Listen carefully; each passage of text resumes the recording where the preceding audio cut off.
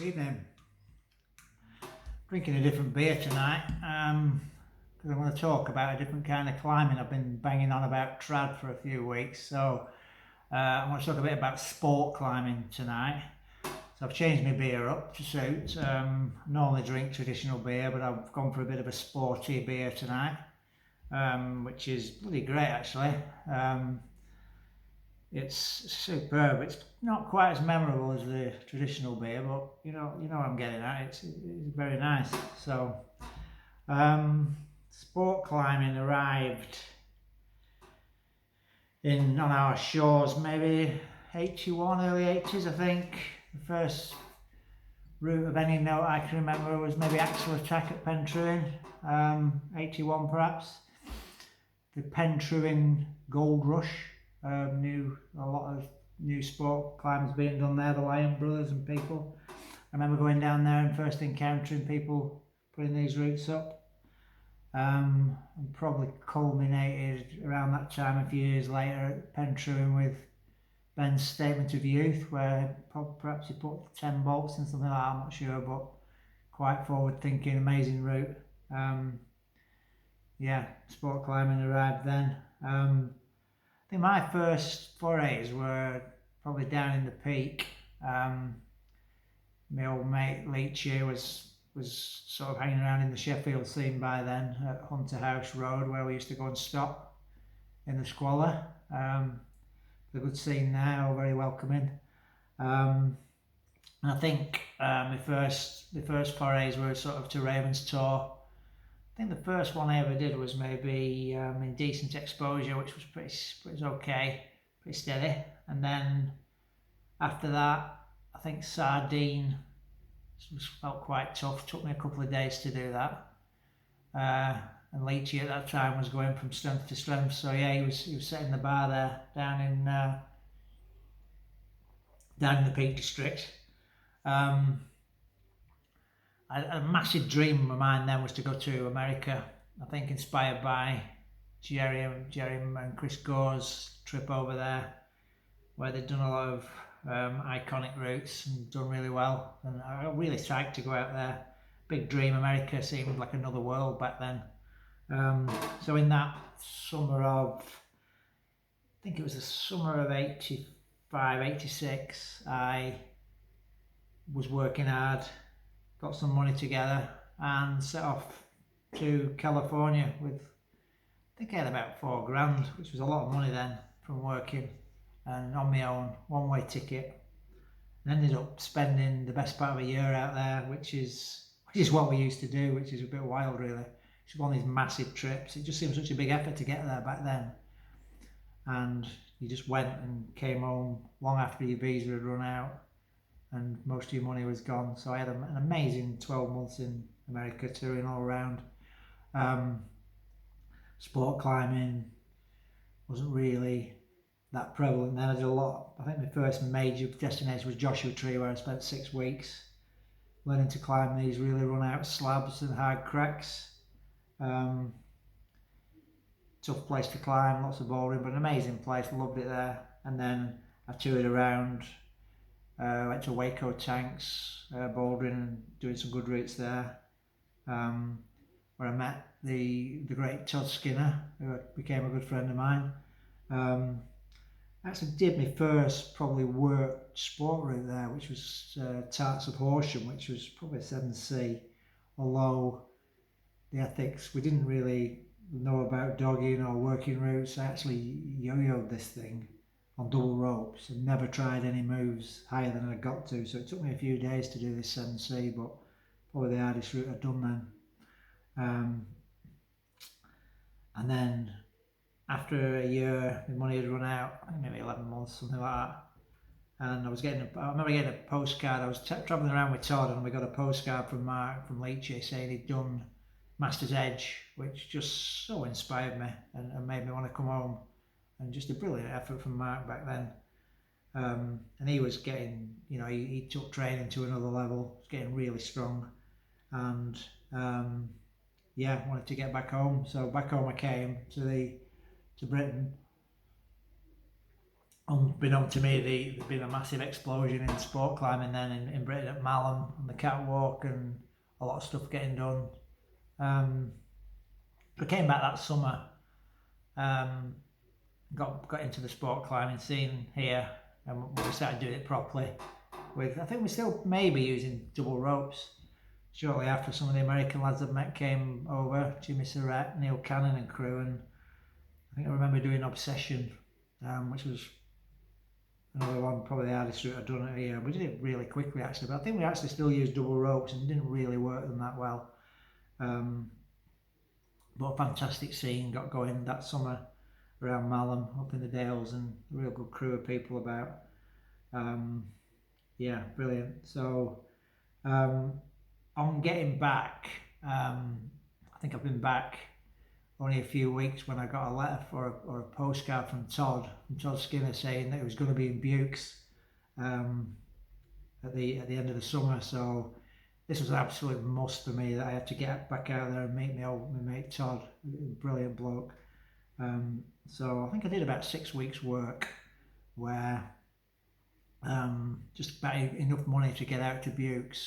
I didn't have a car, but Leach had a little Polo, which wasn't a posh car by any means, but it was good enough to get us out to Apt, to the south of France, to Buoux, which was at that time, Buoux was just the happening place to be, where everything was getting pushed.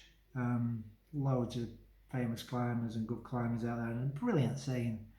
It wasn't really a zoo, like it has become, or it did become. A lot of climbers, but not too many. So we got down to Buoux in Mark's Polo, and had maybe a couple of months there. And this is the little story of our trip down there. So yeah, we got down there, and it took us quite a while to get. We thought we were doing all right. Mark was super strong by this time, but we had to get into a real particular style of climbing there, powerful on little pockets, and basically, we took a bit of a beating to start with. Met up with Todd, and he was going through the same thing, struggling a bit. But as the days went on, we started to get into it better and started doing quite well. But the big thing was, we weren't going to come home till we'd cracked the nut, sort of thing. We were going to get something good done, So I wanted a big number under my belt. I'd only done a couple of A7C or a 7B plus at this point. And, the dream was to try and get into the 8s. So I actually did a 7C plus. It translates as I spit on your grave, which starts up the cage of orchids, if anybody knows it, and then swings out left. So that was me. It took me a few days. I think I got a bit slagged off by a certain member of the Yorkshire climbing community because I spent a few days on it. But if you're watching, it's probably 7C plus in Buoux. No mean feat. It's probably solid 8A, that thing, anywhere else. So I was getting into it, and I was dead pleased with doing it, even though it took me a few days. And Mark was going from strength to strength, so we were doing pretty well. So right off the back of that, Mark had done some hard stuff. I don't know whether he'd done an 8 by then. He probably had. His target was to break into 8B, so the route to do for him was the Mission, a classic 8B at Buoux, big number, big powerful thing. So he got the quick draws on that, and I jumped straight on the iconic Shuka, which is it 8A plus? Such an iconic route on the Butte du Monde. I mean, just a fabulous route. Maybe a little bit manufactured, but you wouldn't know it with these things, and just fantastic piece of climbing. So I jumped on that with Todd. And it has quite at the time, I think the hole's broken now, but it has a big dyno, or quite a big jump move on it, which is the crux, which I was kind of worried about doing. So I kind of yarded up past the start and managed to do this move first go, which was brilliant. And then linked it to the top really quickly, and I got really excited. I thought, I could be totally on for this.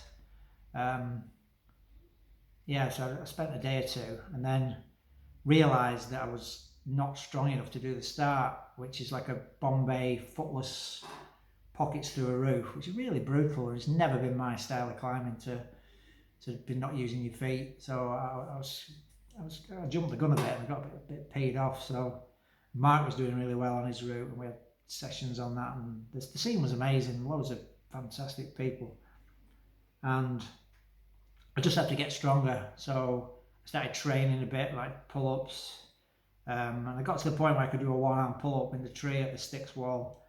Maybe I don't think I could do it on both arms, but I was getting there and my weight was coming down. And it was I just felt like this was, for once in my life, I was in the right place at the right time. I was cool. It was cool. I had a pair of black tights, a white sweater. I almost felt French.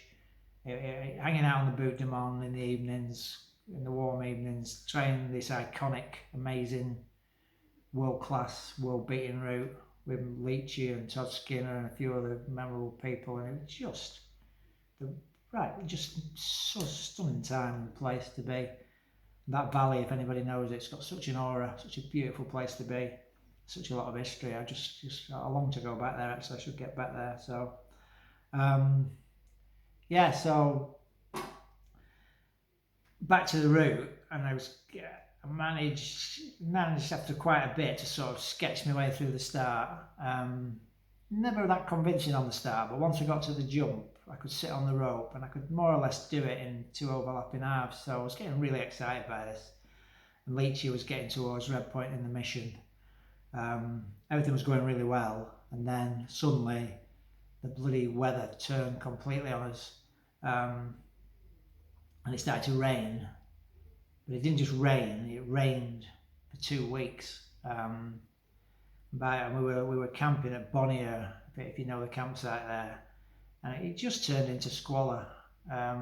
We ended up living in the toilet block. I mean, the campsite owner was really good to us, and we'd just get the hand dryer on to keep us dried out, and we just got squalid, and we got more and more sort of ill, and the diet was poor, and the money was getting low, and morale took a bit of a dive.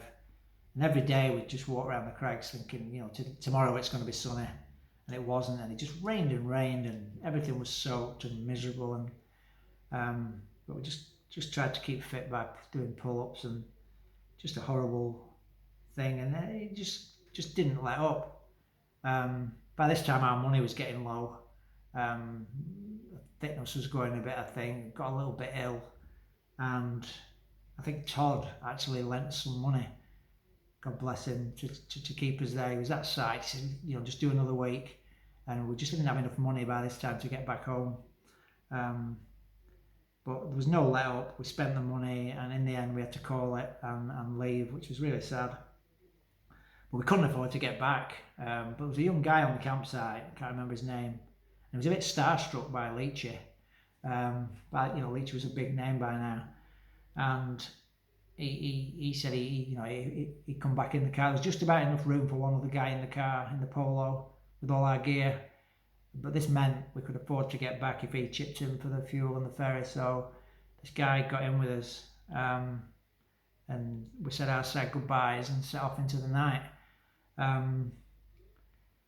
Obviously we couldn't go on the auto route because of the money situation, so we had to go across country. So we set off in the Polo, and I did the first shift, I think a few hours driving in the night, and it was pissing down still with rain. And I just got to the point where I couldn't, I was really knackered, so Leachy would take over the driving of the Polo. And I got in the back, the other young guy got in the front, and I just sort of nodded off when all hell broke loose, and I just didn't know what was going on. Everything was flying around, and I think what happened, I'm not sure, but I think Mark he'll probably argue this, but I think he fell asleep at the wheel. And we fully rolled the car. A full roll of the car, a full 180 roll into a ditch, and submerged into a load of mud. And I remember just thinking, fucking hell, have I broken anything? Am I going to die? Am I bleeding? I just didn't have no clue, just pandemonium. And the comical thing was we we had one cassette which was oddly Whitney Houston, and it was still playing. I Want to Dance with Somebody was still playing in the car. I can remember it well. And we had to climb out. One of the windows was gone, and we had to climb out through the windows. And me and Leachy were fine, and just beaten up a bit. But the young guy who hits the lift had a nasty gash in his forehead, and there was just blood everywhere. It was pretty nasty. Anyway, it was all a bit fraught, and we were just wondering, we were just in the middle of nowhere, wondering what the hell we were going to do. And luckily, a farmer or a wagon driver pulled up with a tow rope, which was just amazing. And he managed to tow the car and right it. We got it the right way up out of the ditch, cleaned some of the mud off. It was covered in dents, and the window, I think one of the windows was gone. And remarkably, it started first time. So we just got back in the car, all shaken up, tied a t-shirt around the young lad's head. He just looked like we just like been in a war zone. And we carried on driving. We just didn't dare stop the car again. And we got to Calais in the morning, so it was getting light. And we must have looked horrendous. We'd lived in the car with long hair. Leachy had an earring or two, I think, maybe I did. The car was mashed. The young lad was covered in blood. You just couldn't make it up.